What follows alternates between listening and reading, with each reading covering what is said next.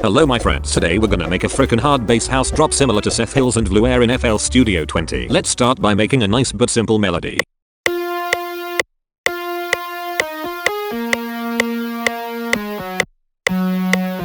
Then we'll make a harmonic bass line that complements the melody.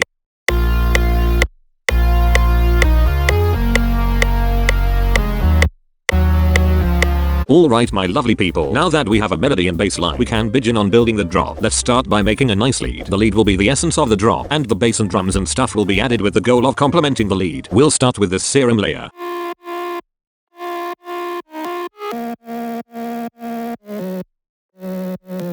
Now let's add a couple more layers to fatten up the lead a bit.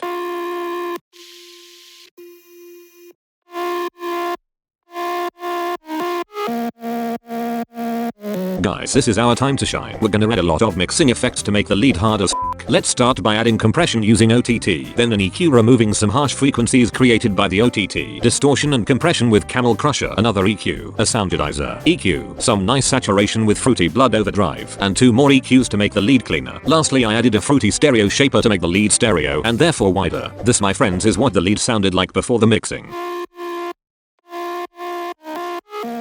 And this is with the mixing effects.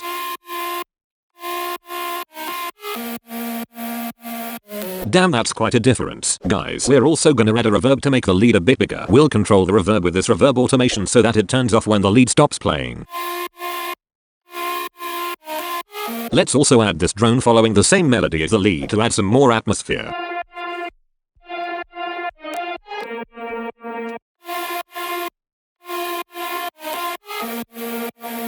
To make the second half of the drop more interesting, let's add a new lead layer playing a harmony melody.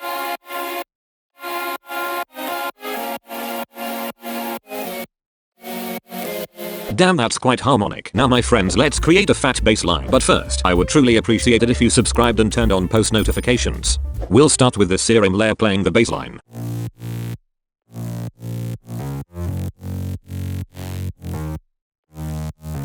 Now we'll add some more bass layers to make it fuller and fatter.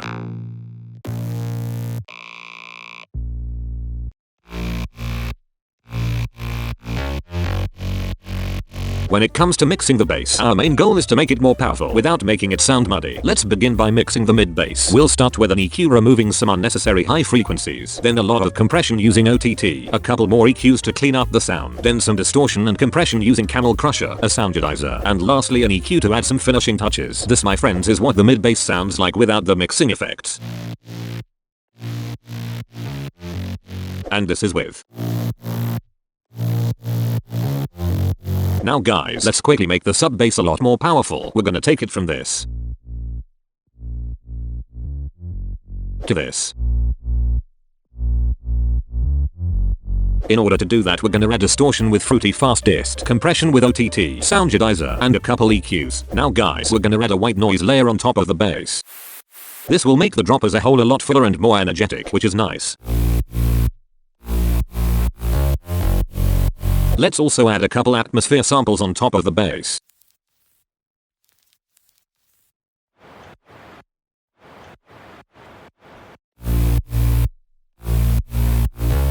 To create some more emotion in the drop, I added some nice harmony chords. They consist of a simple saw layer playing these notes while being controlled by this cutoff automation.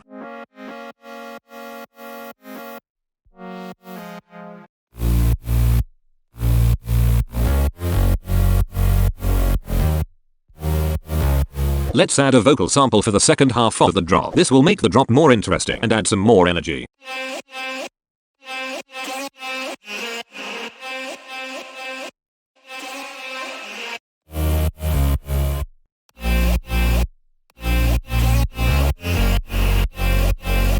Nice. Now guys and gals, let's lastly add some sick drums and effects. This part is extremely important in a bass house drop like this and is responsible for a lot of the energy and groove in the drop. We'll begin by making a nice drum pattern.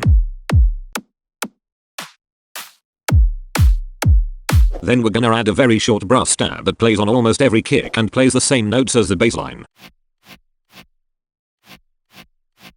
Now that we have a nice foundation, we can play around and add some cool effects and ear candy.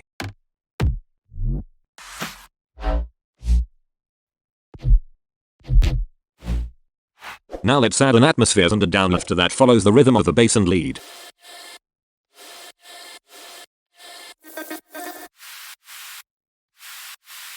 And lastly, some transition effects to the second half of the drop.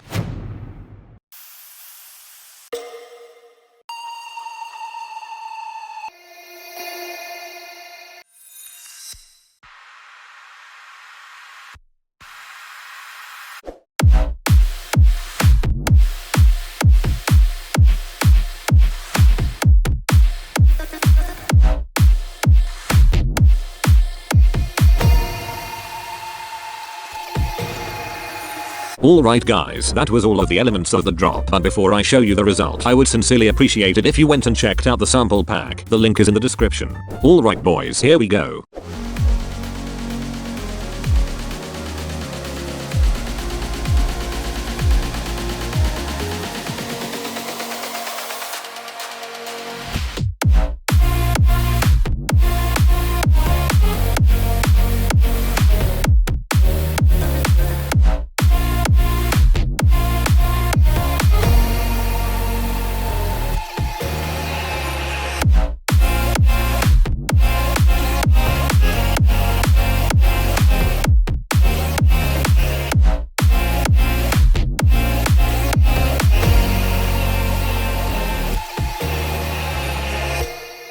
If you liked the video, please be sure to subscribe. Thanks so much for watching.